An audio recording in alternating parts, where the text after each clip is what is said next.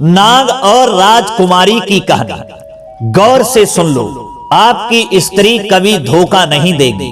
नमस्कार दोस्तों, स्वागत है आप सभी दर्शक भाइयों का एक बार फिर से हमारे YouTube चैनल दर्पण ज्ञान गंगा में। प्रिय दोस्तों, आज इस वीडियो में लेकर के आए हैं आपके लिए एक बहुत ही ज्ञानवर्धक और मोटिवेशनल कहानी। ये कहानी जो है एक नाग और राजकुमारी की है, जो आपके लिए बहुत ही अच्छी सीख और प्रेरणा देकर के जाएगी। आपसे निवेदन है कि आप हमारी इस कहानी के लिए शुरू से अंत तक ही सुने, वीडियो को स्किप करके आगे ना बढ़ाएं और कहानी को पूरी तरह से सुनने का प्रयास करें।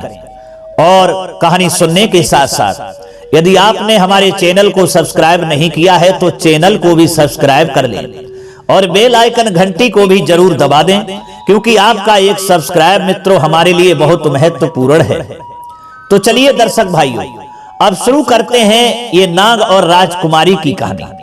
प्रिय दोस्तों, एक समय की बात है, किसी गांव में एक ब्राह्मण अपनी पत्नी के साथ रहता था।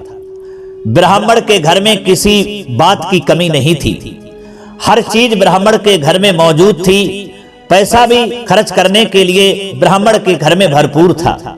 लेकिन एक कमी थी, क्योंकि ब्राह्मण के घर में ब्राह्मण की पत्नी से किसी भी बच्चे ने दोस्तों जन्म नहीं लिया। यानी ब्राह्मण जो था वह संतानहीन था। ब्राह्मण के लिए सब निर्वंशिया कहा करते थे और ब्राह्मण की पत्नी को सब बांझ कहते थे। दोस्तों, ब्राह्मण इसलिए दुखी रहता था। इधर दोस्तों, जो ब्राह्मण की पत्नी ब्राह्मणी थी वो भी कर्कशा स्त्री थी, लड़ने वाली झगड़ालू स्त्री थी। वो अपने पति से बात बात पर लड़ाई करती, झगड़ा करती रहती थी। किसी न किसी बात को लेकर के अपने पंडित के लिए दुख देती थी, परेशान करती रहती थी। दोस्तों, वह ब्राह्मण दुखी तो इसलिए रहते ही थे क्योंकि कोई संतान उसके गर्भ से पैदा नहीं हुई। लेकिन इससे भी भारी उनके लिए दुख ये बन गया, क्योंकि जो उनकी स्त्री थी वो लड़ाई झगड़ा करती थी, उन्हें दुख देती थी, परेशान करती थी। एक दिन की बात है दोस्तों, पत्नी ने जब लड़ाई झगड़ा किया, उन्हें दुख दिया, तो दुखी होकर के ब्राह्मण जो थे अपने एक थैला को लेते हैं, उसमें कुछ कपड़े रखते हैं और घर से निकल देते हैं और कह करके जाते हैं कि मैं अब लौट करके नहीं आऊंगा। दोस्तों, उस पत्नी पर कोई फर्क नहीं पड़ा। इधर दोस्तों, वह ब्राह्मण जो थे चलते हुए चले गए। चलते चलते एक नदी के किनारे पर पहुंचे हैं। वहां पर एक वृक्ष था जिसकी बहुत ही सुंदर छाया थी। उस छाया को देख करके ब्राह्मण के मन में आया कि चलो थोड़ी देर यहां विश्राम कर लिया जाए, आराम कर लिया जाए। दोस्तों, अपने थैला को वहीं पास में ही रख देते हैं और ब्राह्मण जो थे विश्राम करने के लिए उस वृक्ष के नीचे लेट जाते हैं और सो जाते हैं। इधर दोस्तों क्या हुआ कि उस नदी के जल से एक नाग निकलता है और नाग निकल करके और ब्राह्मण के थैले में घुस जाता है और उसी में खरखराट की आवाज करने लगता है। ब्राह्मण की इधर नींद खुली तो क्या देखा है कि हमारे थैले में आवाज आ रही है, लगता है कोई छोटा मोटा जानवर घुस गया है। दोस्तों, ब्राह्मण उठते हैं और थैला के पास में आते हैं तो क्या देखते हैं कि थैला के अंदर नाग बैठा हुआ है। ब्राह्मण ने विचार किया, इस नाग को हम भगाएंगे नहीं, इस थैला में इसको बंद करके अपने घर ले जाएंगे और अपनी पत्नी से कहेंगे कि तुम्हारे लिए बहुत अच्छी हम वस्तु लाए हैं। और जैसे ही हमारी पत्नी खोलेगी तो ये नाग हमारी पत्नी को डस लेगा, उसका काम तमाम हो जाएगा। जो हमें बात बात पर दुख देती है, लड़ाई झगड़ा करती है, वो सारी समस्या हमारी दूर हो जाएगी। दोस्तों, ये विचार बनाने के बाद उस सांप के लिए यानी उस नाग के लिए थैले में बंद करके ब्राह्मण अपने घर पर आया और आकर के अपनी पत्नी ब्राह्मणी से कहा कि देखो प्रिय, हम तुम्हारे लिए कितनी अच्छी कितनी प्यारी वस्तु इस थैले में लेकर के आए। दोस्तों, पत्नी ब्राह्मणी ने सुना तो बड़ा खुश हुई। इसका मतलब है कि आप हमसे बहुत प्रेम करते हैं, जो आप हमारे लिए आज बहुत अच्छी वस्तु लेकर के आए हैं। जवाब दिया हाँ। दोस्तों, वह ब्राह्मण की पत्नी जैसे ही थैले को खोलने के लिए होती है तो ब्राह्मण कहते हैं कि नहीं भद्रे, यहां थैला नहीं खोलेंगे, चलो दूसरी मंजिल पर, जो हमारा मकान है दूसरी मंजिल पर, उस कमरे में ले जा करके तब ये थैला खोलेंगे। दोस्तों वही हुआ। खुशी खुशी पत्नी थैले को लेकर के मकान की दूसरी मंजिल पर जब कमरे में दोनों पति पत्नी पहुंच जाते हैं, इधर क्या हुआ?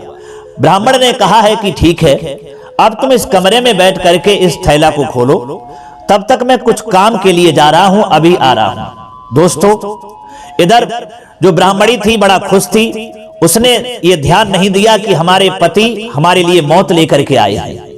दोस्तों ब्राह्मण जैसे ही कमरे के अंदर से बाहर निकलते हैं तो उन्होंने दरवाजा बंद कर दिया। बाहर से जब दरवाजा बंद कर दिया, इधर उसने जैसे ही थैले को खोला तो वही नाग जो था फुफकारता हुआ और वहीं पर खड़ा हो गया।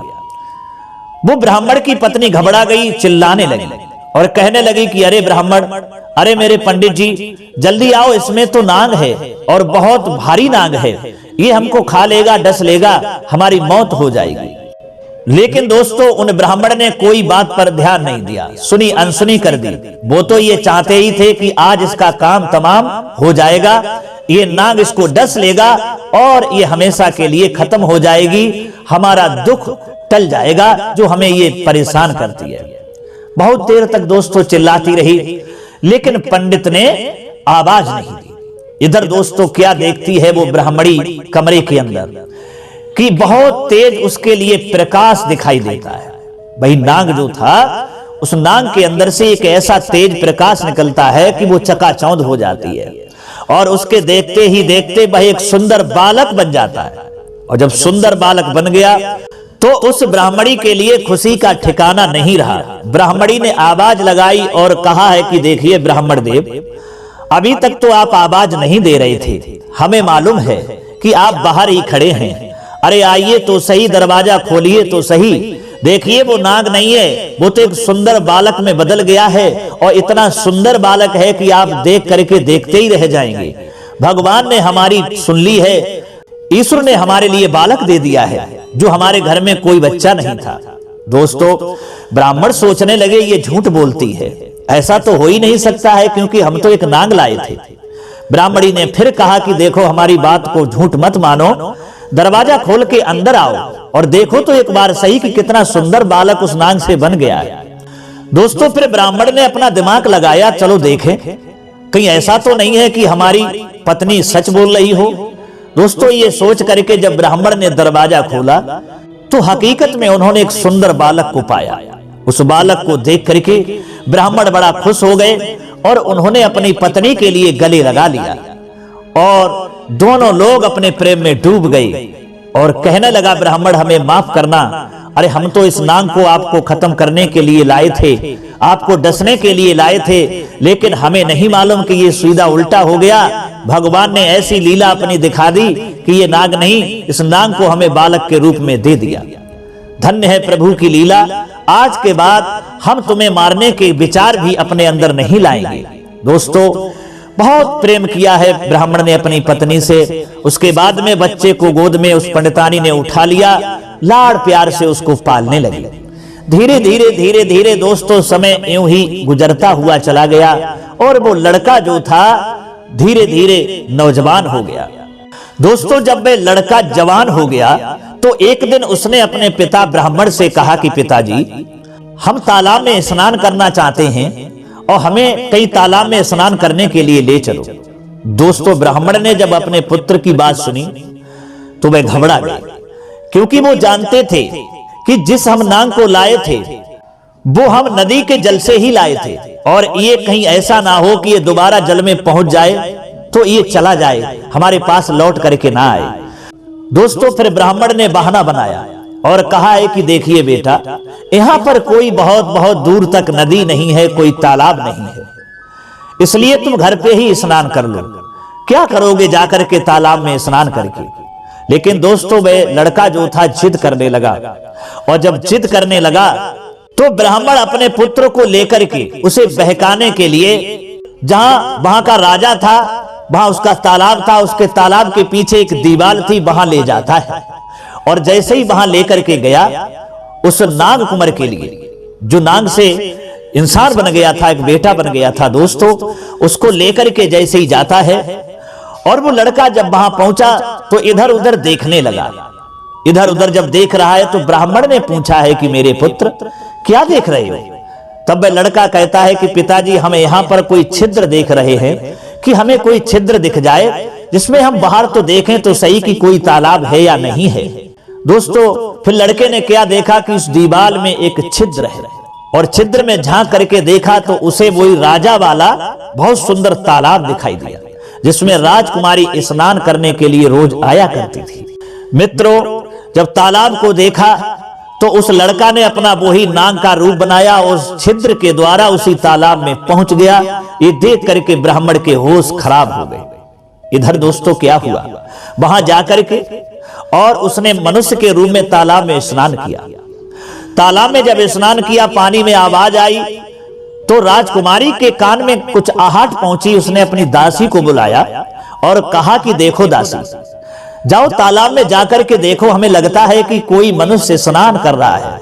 अरे हमारे तालाब में कोई मनुष्य आ ही नहीं सकता है, केवल हम ही स्नान करने के लिए उस तालाब में जाते हैं, लेकिन आज हमें मनुष्य की आहट मालूम पड़ रही है। दोस्तों, दासी उस तालाब के पास में पहुंचती है तो दासी के पहुंचने से पहले ही वह जो लड़का था स्नान करके वहां से अपने घर के लिए चला जाता है अपने पिता के साथ में। दासी ने देखा तो उसे कोई दिखाई नहीं दिया। पास में आती है राजकुमारी के और कह देती है कि वहां तो कोई नहीं था। दोस्तों, इसी तरह से दूसरा दिन हुआ और दूसरे दिन भी वह लड़का जाता है उस छिद्र के द्वारा नाग के रूप में अंदर जाता है और स्नान करता है, फिर अपने घर पर चला आता है। उस दिन भी रानी ने दासी को भेजा, लेकिन फिर भी वह लड़का दासी ने नहीं पकड़ पाया। फिर आकर के बता दिया कि वहां कोई नहीं है राजकुमारी साहिबा।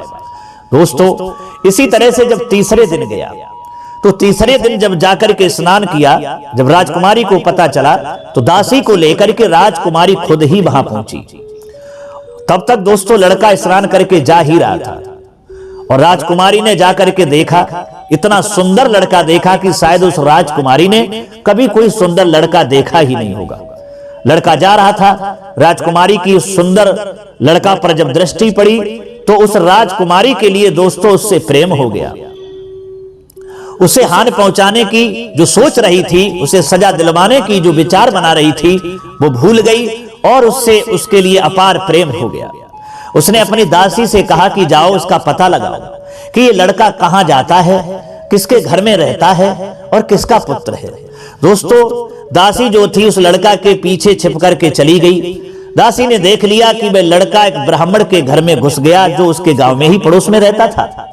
ये देख करके दासी ने आकर के राजकुमारी को बता दिया कि हे राजकुमारी साहिबा, वो लड़का ब्राह्मण का है जो अपने महल से थोड़ी दूर पास में ही एक ब्राह्मण का घर है, उन्हीं का लड़का है। दोस्तों, फिर राजकुमारी जो है अपने पिता के पास में जाती है और कहती है कि पिताजी, अब हम शादी अगर करूंगी तो उस ब्राह्मण के लड़का के साथ में करूंगी, वरना मैं कभी किसी से शादी नहीं करूंगी। मित्रों, राजा ने जब सुना कि हमारी बेटी एक ब्राह्मण के लड़का के साथ में विवाह करने की बात कर रही है, तो राजा ने अपनी बेटी के लिए समझाया और कहा कि देखिए बेटी, हम ज्यादा से ज्यादा आपके सामने कई राजकुमार लाकर के खड़े कर देंगे, आपको जो अच्छा लगे उससे विवाह कर लेना। अरे आप तो एक राजा की बेटी हैं, राजकुमारी हैं, और आप ब्राह्मण के बेटा से शादी करेंगी, ऐसा ना करिए, ऐसा आपके लिए उचित नहीं है। लेकिन दोस्तों, वह राजकुमारी कहाँ मानने वाली थी। उसने कहा नहीं पिताजी, मेरी जान तो जा सकती है, मैं सारी जिंदगी कुमारी तो रह सकती हूं, लेकिन विवाह यदि करूंगी तो हम ब्राह्मण के लड़का के साथ में ही करूंगी, क्योंकि हम उससे अपार प्रेम करती हूं। दोस्तों, राजा समझ गया कि अब हमारी बेटी मानने वाली नहीं है, तो दोस्तों अपने नौकर को भेज करके उन ब्राह्मण के लिए अपने पास में बुलवाया और कहा है कि देखिए ब्राह्मण देव, मैंने सुना है कि तुम्हारे घर में एक सुंदर लड़का है। जवाब दिया, हां महाराज। क्या तुम उस लड़का की शादी हमारी बेटी से करोगे? जब ब्राह्मण ने दोस्तों सुना तो उसे विश्वास नहीं हुआ। वो कहने लगा, महाराज हमारी इतनी बड़ी औकात कहां है कि हम आपकी बेटी से अपने बेटे का विवाह करें। राजा ने समझाया, घबराइए नहीं, हमारी बेटी तुम्हारे बेटा से प्रेम करती है, तुम्हारे बेटा के बगैर वो रह नहीं सकती। वो यदि शादी करेगी तो तुम्हारे ही बेटा से, वरना कुमारी रहेगी। इसलिए आप अपने बेटा की शादी हमारी बेटी से कर लो। दोस्तों, ब्राह्मण बड़ा खुश हुआ और कहने लगा कि राजा साहब, इससे खुशखबरी वाली बात हमारे जीवन में क्या है कि आप अपनी बेटी का विवाह हमारे बेटा से करेंगे। दोस्तों, फिर वह ब्राह्मण बड़ा खुश हुआ। राजा ने कहा कि ब्राह्मण देव, बहुत अच्छी बारात लेकर के आना, किसी बात की कमी ना होना चाहिए। तब दोस्तों ब्राह्मण हाथ जोड़ करके खड़ा हो गया और कहने लगा, राजा साहब, हमारे पास इतनी औकात कहां है, हमारे पास इतना धन दौलत कहां है कि जो हम राजाओं जैसी बारात लेकर के आए। जवाब दिया, नहीं, आप कोशिश करिए, आपको ये करना ही पड़ेगा। अरे आप अपने बेटा की शादी एक राजा की लड़की से कर रहे हैं ना। दोस्तों, लौट करके ब्राह्मण राजा को जवाब नहीं दे पाया, उदास होकर के अपने घर पर चला आया। उस लड़का के लिए पता चला कि हमारे पिताजी उदास क्यों हैं। सारी बात जाकर के पूछता है जो नाग कुंवर था, जो नाग से लड़का बना था। तब दोस्तों सारी बात ब्राह्मण अपने बेटा से कहता कि ये बात है, राजा अपनी बेटी का विवाह आपसे करेगा, लेकिन उसने ये कहा है कि राजाओं जैसी बारात लेकर के आना। अब हमारी बेटा औकात कहां है कि राजाओं जैसी बारात लेकर के जा पाए। तब दोस्तों उस बेटा ने कहा कि पिताजी घबराइए नहीं, बारात जाएगी तो राजाओं जैसी ही जाएगी। दोस्तों, आखिर को वह लड़का जो था वो नाग ही था। और दोस्तों, नाग जो इच्छाधारी नाग होते हैं वो क्या नहीं कर सकते। जब बारात का समय आता है, यानी विवाह वाला जब दिन आ जाता है, तो दोस्तों वह नाग बहुत अच्छी बारात को बुलवाता है और बड़ा धूमधाम से बारात को लेकर के राजा के यहाँ उपस्थित होते हैं वह ब्राह्मण अपने बेटा के साथ। फिर दोस्तों हंसी खुशी वह राजा अपनी बेटी का विवाह उस ब्राह्मण के लड़का के साथ में दोस्तों कर देता है। इधर बहुत सारा दहेज राजा अपनी बेटी के लिए देता है और एक दहेज में अलग महल बनवा देता है अपने दामाद के लिए और अपनी बेटी के लिए। फिर दोस्तों वह ब्राह्मण का लड़का और वह राजकुमारी उसी महल में आराम से रहने लगते हैं, एक दूसरे से अपार प्रेम करते हैं और प्रेम भरी जिंदगी वह ब्राह्मण का लड़का राजकुमारी के साथ यानी अपनी पत्नी के साथ उसी महल में गुजारने लगता है। दोस्तों धीरे धीरे कुछ समय और व्यतीत हुआ तो एक दिन जो नाग कन्याएं थी जो नाग लोक में रहती थीं, उन्होंने सोचा कि हमारा नाग कहां गया है, बहुत दिन हो गए हैं वो आया नहीं है, उसका पता लगाना चाहिए। तो दोस्तों वो नाग कन्याएं जो थीं वो एक नाग कन्याएं के लिए भेजती हैं और कहती हैं कि जाओ पता लगाओ कि हमारा नाग कहां है, हमारा प्रियतम कहां है। दोस्तों एक नाग कन्या जो आती है पता लगाने के लिए, उसे पता चलता है कि वहीं राजा के महल के पास में एक महल है जहां एक स्त्री के साथ में अपनी खुशी भरी जिंदगी गुजार रहा है। उस नाग कन्या के लिए जब पता चला तो वह एक स्त्री का रूप बनाती है और एक बर्तन उस राजकुमारी को देकर के चली जाती है और कहती है कि ये बर्तन अपने पति को दे देना। दोस्तों उस समय वो लड़का वहां पर होता नहीं है, वो नाग कन्या चली जाती है। लौट करके जब वह लड़का आता है तो उसकी वह राजकुमारी पत्नी वह बर्तन दिखाती है कि एक स्त्री आई थी और ये बर्तन दे करके गई है। दोस्तों उस बर्तन के लिए जब वह लड़का देखता है तो वह पहचान लेता है, वो समझ गया कि कोई नाग कन्या आई थी। तब उसने अपनी पत्नी से कहा कि देखो इस बर्तन के लिए किसी को दे दो, कोई भिखारी हो या और किसी को दे दो, अपने घर पर मत रखो नहीं तो पछताओगी। दोस्तों फिर वह राजकुमारी उस बर्तन के लिए किसी को दे देती है, लेकिन वह लड़का जो था फिर भी नहीं पहुंचा। कुछ दिनों तक नाग कन्याओं ने इंतजार किया। फिर एक दिन दूसरी नाग कन्या आती है वहीं पर और स्त्री का रूप धारण करके आई। उस दिन भी वह लड़का नहीं था। राजकुमारी मिली तो राजकुमारी से कहा कि देखो तुम्हारा जो पति है वो हमारा पति है, तुम्हारा पति नहीं है, वो मेरा पति है। राजकुमारी ने कहा अरे काहे को पगला गई है, वो तो मेरा पति है, मेरे साथ विवाह हुआ है, तेरा पति कैसे हो सकता है। तब उसने कहा कि मेरा पति है, मैं नागलोक से आई हूं, वो आपका पति जो है वो नाग है, मनुष्य नहीं है, उसने मनुष्य रूप धारण करके आपसे विवाह किया है, इसलिए हमारा पति जब आ जाए तो उससे कह देना कि तुम्हारी स्त्री आई थी यानी नागिन आई थी। और अगर आपको विश्वास नहीं है तो कल जब आप अपने पति के साथ में तालाब में स्नान करने के लिए जाएं तो अपने पति से कहना कि इस जल में डुबकी लगाओ। अगर वो डुबकी लगा करके बाहर निकल आए तो आपका पति है और नहीं तो मेरा है। दोस्तों इतना कहने के बाद वह नाग कन्या जो थी वह वहां से चली जाती है। इधर दोस्तों वे ब्राह्मण का लड़का जो नांग था वो जब आता है तो उसने कुछ नहीं बताया। दूसरे दिन अपने पति को लेकर के राजकुमारी उसी तालाब में स्नान करने के लिए रोज की तरह पहुंचती है। और जैसे ही तालाब के किनारे पर जब स्नान करने के लिए दोनों पति पत्नी जब पहुंचे, मौजूद हुए, तो राजकुमारी ने अपने पति से कहा, उस लड़का से कहा कि देखिए आप इस जल में डुबकी लगाइए, मैं आज देखना चाहती हूं, आजमाइश करना चाहती हूं कि कल जो स्त्री आई थी मैंने आपको नहीं बताया था, उसने कहा था कि डुबकी लगवाना, डुबकी लगा करके अगर आपका पति बाहर निकलता है तो आपका पति है, नहीं तो मेरा है। मुझे लगता है वो झूठ बोल रही है, मैं आजमाइश जरूर करूंगी, इसलिए आप इस जल में डुबकी लगाओ, गहरी डुबकी लगाओ। दोस्तों राजकुमारी की ये बात सुनता है तो वो लड़का समझाता है, देखिए आप जिद मत करिए, अगर मैंने डुबकी इस जल में लगाई तो मैं दोबारा बाहर निकल करके नहीं आ पाऊंगा और आप पछताओगी, रोओगी। लेकिन दोस्तों वह राजकुमारी आजमाइश करना चाहती थी, उसके लिए आजमाइश का भूत सवार था, वो कहां मानने वाली थी। लड़का ने बहुत समझाया लेकिन राजकुमारी नहीं मानी। और जैसे ही दोस्तों वह लड़का डुबकी लगाता है तो नीचे जल में नाग कन्याएं थी, वो उसको पकड़ लेती हैं और उन्होंने दोबारा उसे जल के बाहर उछलने ही नहीं दिया, निकलने ही नहीं दिया और अंदर खींचती हुई वो नागलोक में ले गई। दोस्तों बहुत देर तक अपने पति के आने की वह राजकुमारी किनारे पर बैठ करके प्रतीक्षा करती रही, लेकिन उसका वह पति नहीं आया। तब दोस्तों उस राजकुमारी के लिए बहुत कष्ट हुआ, बैठ करके रोने लगी। दासी जो थी वो आकर के समझाती हैं कि क्या हुआ, तब सारी बात बताती है वह राजकुमारी। तब दासियों ने कहा कि जो होना था वो हो ही गया, अब आप रोना बंद करिए। राजकुमारी कहती है कि सारी गलती तो मेरी ही है, अगर हम अपने पति से जिद नहीं करती कि इसमें जल में डुबकी लगाओ तो शायद ये हमारे लिए दुख देखना नहीं पड़ता जो आज मैं बिना पति की हो गई हूं। तुम तो जानती हो कि एक स्त्री के लिए पति ही सब कुछ होता है, और जिस स्त्री का अगर पति ही नहीं है तो उस स्त्री का इस समाज में कोई सम्मान, कोई इज्जत नहीं है, उसकी जिंदगी तो एक अंधेरा हो जाती है, एक नरक के समान हो जाती है। मैं क्या करूं। दोस्तों दासियों ने अनेक तरीका से समझाया, रोती हुई चिल्लाती हुई अपने महल में वह राजकुमारी आ जाती है।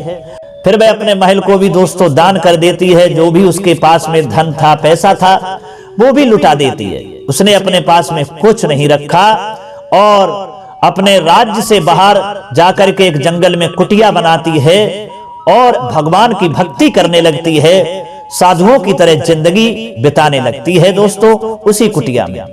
इस तरह से दोस्तों उसे रहते रहते कुछ दिन उस कुटिया में व्यतीत हो गए। एक दिन दोस्तों क्या देखा कि एक साधु एक छोटी बच्ची को लेकर के वहीं पर आता है और वहां रुकने के लिए उस राजकुमारी से आश्रय मांगता है, जो वह साधनी का रूप बना करके अपना जीवन कुटिया में गुजारने लगी। फिर दोस्तों वह राजकुमारी जो थी उस साधु के लिए उस बच्ची को देख करके वहां रुकने का आश्रय दे देती है। शाम जब होती है तो साधु ठहर जाता है। फिर साधु जो है अपनी आप बीती सुनाने लगता है। दोस्तों वह साधु कहता है कि देखो बेटी, कल मैं जब आ रहा था तो एक तालाब के किनारे में विश्राम कर रहा था, बैठा हुआ था, तो वहां पर मैंने क्या देखा कि उस तालाब से एक राजा प्रजा के साथ में जल से बाहर निकलते हैं और वहीं पर भोजन बनाते हैं। सारी प्रजा भोजन करती है, फिर प्रजा जो थी पुनः जल में समा जाती है। लेकिन वह राजकुमार भोजन लेकर के और दक्षिणा लेकर के एक ब्राह्मण को, भिखारी को ढूंढने लगता है। उसकी नजर हमारे ऊपर पहुंचती है तो बहुत सारा भोजन और दक्षिणा देकर के हमको फिर वही जल में चला जाता है। दोस्तों साधु की ये आप बीती सुन करके, उसकी बात को सुन करके वह राजकुमारी समझ गई कि हो ना हो वही हमारे पति हैं जो जल से बाहर निकलते हैं और हमारी खोज करने के लिए बाहर आते हैं। इसका मतलब है कि वो हमें चाहते हैं। दोस्तों वह राजकुमारी कहती है उस साधु से कि आप कौन से तालाब पर यह नजारा देखा, हमको भी वहां ले चलो। तब दोस्तों वह साधु राजकुमारी को लेकर के दूसरे दिन उसी तालाब पर पहुंच जाता है जहां वह एक राजा प्रजा के साथ में जल से बाहर निकला था। थोड़ी देर के बाद में दोस्तों क्या देखता है वह साधु और वह राजकुमारी कि उसी तरह एक राजा अपनी प्रजा के साथ में जल से बाहर निकलता है और भोजन को करते हैं। फिर भोजन करने के बाद में प्रजा पुनः जल में समा जाती है। वह राजकुमार अकेला रह जाता है और राजकुमार भोजन लेकर के, दक्षिणा लेकर के और ब्राह्मण को और भिखारियों को ढूंढने लगता है। फिर ढूंढता हुआ उसी वृक्ष के पास में वह राजा पहुंच जाता है, जहां वह साधु उस राजकुमारी को लेकर के बैठा हुआ था। दोस्तों, जैसे ही राजकुमारी ने उस राजा को देखा तो पहचान लिया कि यही हमारा पति है। आगे बढ़कर के राजकुमारी जो थी उस राजा के पैर छुए और हाथ जोड़ करके कहने लगी कि आप कहां चले गए थे, हमको धोखा दे गए। कितने दिनों से आपके लिए मैं व्याकुल हूं, एक साधनी की जिंदगी मैंने बना ली है। जो भी महल था, मेरे पास धन था, वो मैंने सब लुटा दिया, दान कर दिया। मैं आपके बगैर रह नहीं सकती हूं। आप मुझे छोड़ करके न जाएं और आप हमारे साथ चलें। वहीं चलते हैं जहां मैंने कुटिया बनाई है, दोनों लोग प्रेम से रहेंगे। दोस्तों, तब वह राजा कहता है, यानी भाई बेटा कहता है कि माफ करना, अब मैं आपके पास पुनः नहीं जा सकता हूं। मैंने उस दिन आपसे कहा था कि आप हमको डुबकी लगाने के लिए ना कहें, लेकिन आपने जिद की, इसका परिणाम आपको भुगतना पड़ा। अब मैं आपके साथ नहीं जा सकता हूं, अब मैं पुनः इसी जल के अंदर नागलोक में ही जाऊंगा। तब दोस्तों उस राजकुमारी ने कहा, ठीक है, क्या आप हमसे प्रेम नहीं करते? जवाब दिया, मैं बहुत प्रेम करता हूं, लेकिन क्या करें, हम नागों के बंधन में फंस जाता हूं, वो हमको आने ही नहीं देती हैं। फिर दोस्तों राजकुमारी कहती है, ठीक है, तो आप हमें ही अपने साथ ले चलें। राजा सहमत हो जाता है और कहता है कि ठीक है, हम तुम्हें अपने साथ लेकर के चलेंगे। दोस्तों, उस राजकुमारी के लिए वह लड़का एक मिट्टी का डेला बना लेता है और अपनी जेब में रख लेता है। फिर अंदर जल में जाता है और नागलोक में पहुंच जाता है।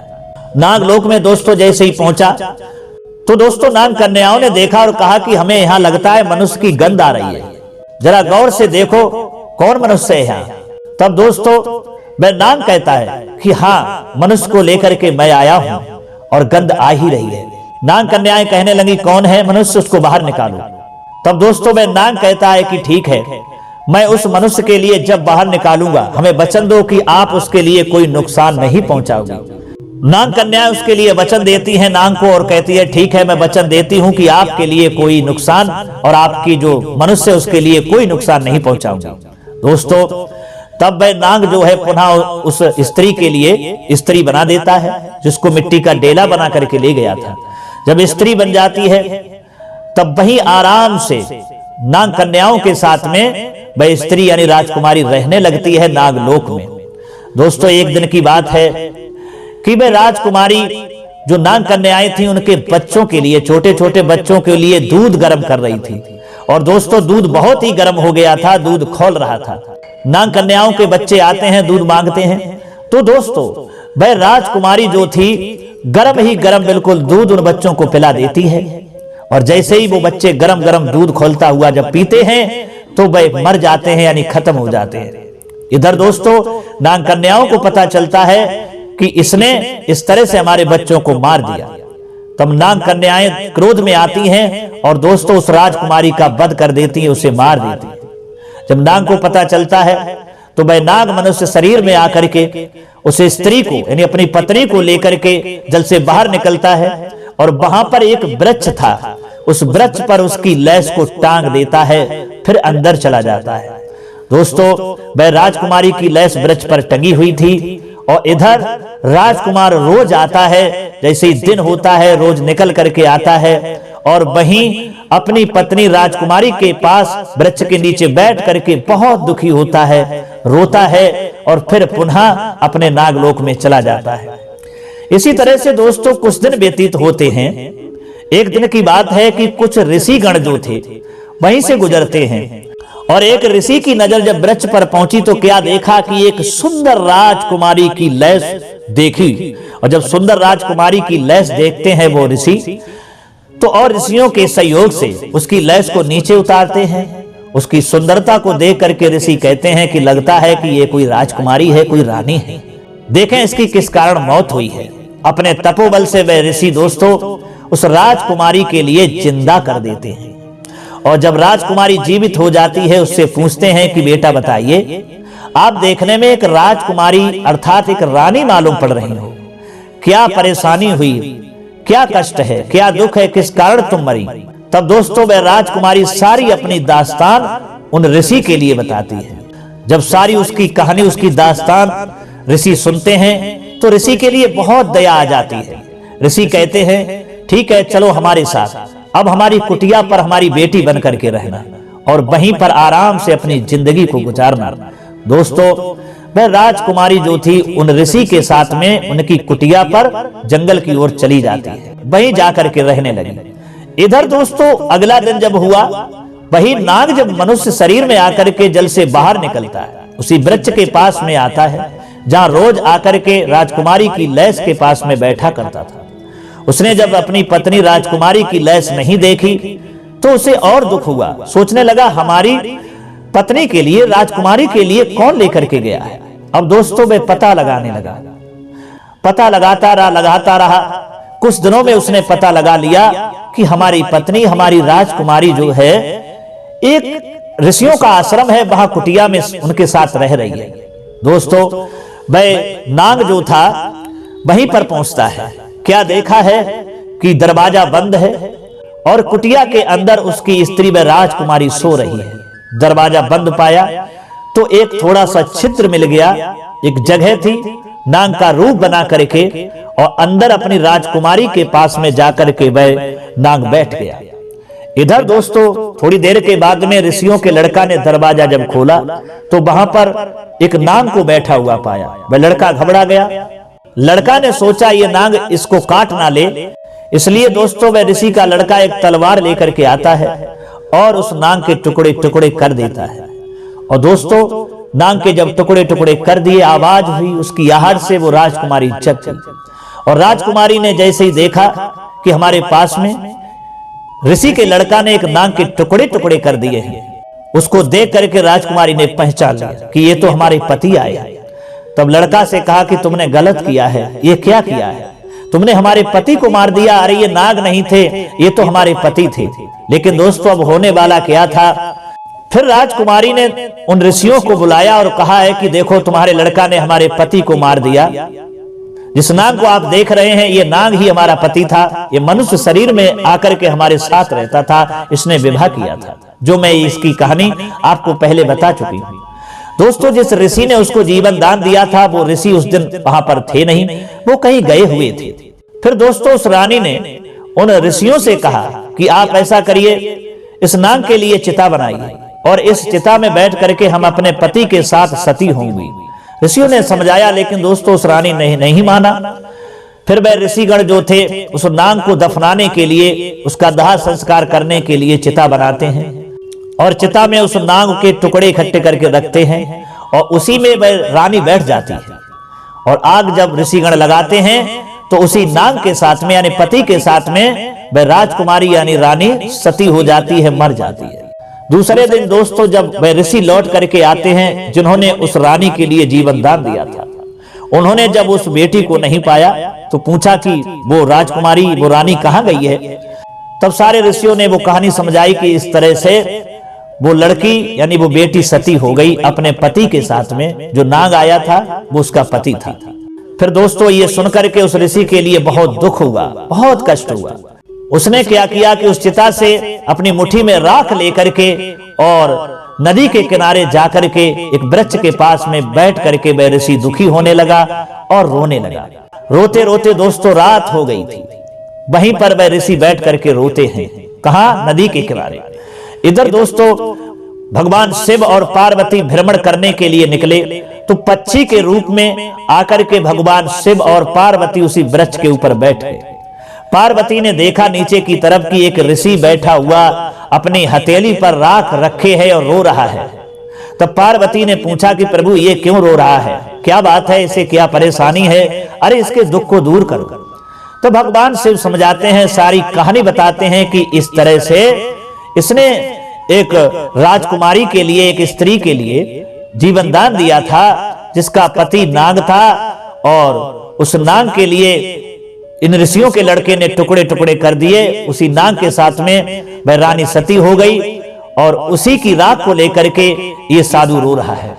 दोस्तों फिर माता पार्वती कहती है कि हे प्रभु इसकी परेशानी दूर करो, इसके बारे में कुछ सोचो कि इसका दुख दूर कैसे होगा। तो दोस्तों भगवान शिव कहते हैं कि अरे ये ऋषि तो पागल है, अरे ये बैठा बैठा हाथ में राख लिए क्यों रो रहा है, अरे इस राख को इस नदी में डाल दे तो ये पुनः मनुष्य शरीर में जीवित हो जाएंगे और जैसे थे वैसे ही फिर बन जाएंगे। दोस्तों, जो भगवान शिव पक्षी के रूप में थे, उन पक्षी की वो बात ऋषि सुन रहे थे। ये सुन करके उन्होंने वही किया, जो हाथ में राख लिए थे वो राख ले जा करके उस नदी के जल में छोड़ते हैं। तो थोड़ी देर के बाद में वही रानी और वही जो नाग लड़का बना था सुंदर मनुष्य शरीर में प्रकट हो जाते हैं और उस जल से बाहर निकल करके ऋषि के पास में आ जाते हैं। दोस्तों, ये देख करके ऋषि के अंदर खुशियों का ठिकाना नहीं रहा। ऋषि बार बार भगवान भूतनाथ के लिए धन्यवाद देते हैं कि प्रभु आपकी लीला महान है, आपने हमारे दुख को दूर कर दिया और जो ये रानी जिसको मैंने बेटी माना था, जीवन दान दिया था, इसको जिंदा कर दिया और इसके पति को भी जीवन दान दे दिया। फिर दोस्तों, वह ऋषि जो है उनको लेकर के अपने कुटिया पर जाता है और कहता है कि अब आप लोग यहाँ प्रेम से रहें। तब वे दोस्तों रानी और वह लड़का कहता है कि नहीं है महाराज, आपने बहुत बड़ा हमारे ऊपर परोपकार किया है, लेकिन अब हम आपके यहाँ नहीं रहेंगे, हम अलग जाकर के कई कुटिया बनाएंगे, उसमें अपना जीवन व्यतीत करेंगे। दोस्तों, ऋषि से आज्ञा लेने के बाद खुशी खुशी वह लड़का अपनी रानी को लेकर के और बाहर जाकर के कुटिया बनाता है और धीरे धीरे वहीं पर नगर भी बस जाता है और अपनी हंसी खुशी जिंदगी को वो लोग गुजारने लगते। तो दोस्तों, ऐसा था प्रेम उस राजकुमारी का नाग से और नाग का भी अपार प्रेम था उस राजकुमारी से। सच्चा प्रेम कैसे निभाना चाहिए वो दोस्तों उस राजकुमारी ने उस नाग के साथ निभाया और नाग ने भी सच्चा प्रेम अपनी पत्नी राजकुमारी के साथ निभाया। तो दोस्तों, ये कहानी एक नाग और राजकुमारी की थी जो हमने इस वीडियो में आपको सुनाई है। ये कहानी आपके लिए सिखाती है कि जहां पति पत्नी में सच्चा प्रेम होता है, पति भी अपनी पत्नी से सच्चा प्रेम करता है, उसके अंदर पत्नी के प्रति कोई छल कपट नहीं है, पूर्ण विश्वास है, तो वही दोस्तों स्वर्ग है, वही सुख है, वही सारी खुशियां हैं। और दोस्तों, जो स्त्री अपने पति से सच्चा हित करती है, सच्चा प्रेम करती है, अपने पति पर पूर्ण विश्वास करती है, पति के प्रति कोई छल कपट द्वेष भावनाएं नहीं है, तो दोस्तों वही सुख है, वही स्वर्ग है। इस कहानी से यही सिद्ध होता है कि अगर आप अपनी पत्नी से सच्चा प्रेम करते हैं तो आपकी पत्नी कभी धोखा दे करके जा ही नहीं सकती है। यही कहानी आपके लिए प्रेरणा देती है। प्रेम एक तरफ से नहीं होता, प्रेम दोनों तरफ से होता है और दोनों ही तरफ से होना चाहिए, यही सच्चा प्रेम होता है। तो दोस्तों, कैसी लगी हमारी ये कहानी? यदि ये कहानी आपके लिए अच्छी लगी है, समझ में आई है, तो कमेंट बॉक्स में जरूर बताना, हो सके तो अपने दोस्तों के लिए भी शेयर करना। अब क्षमा चाहते हैं दोस्तों, पुनः मुलाकात होगी अगली वीडियो में किसी और नई चर्चा में। तब तक के लिए सब्सक्राइबर बंधु एवं दर्शक भाइयों के लिए राधे कृष्णा, ओम नमः शिवाय, नमस्कार।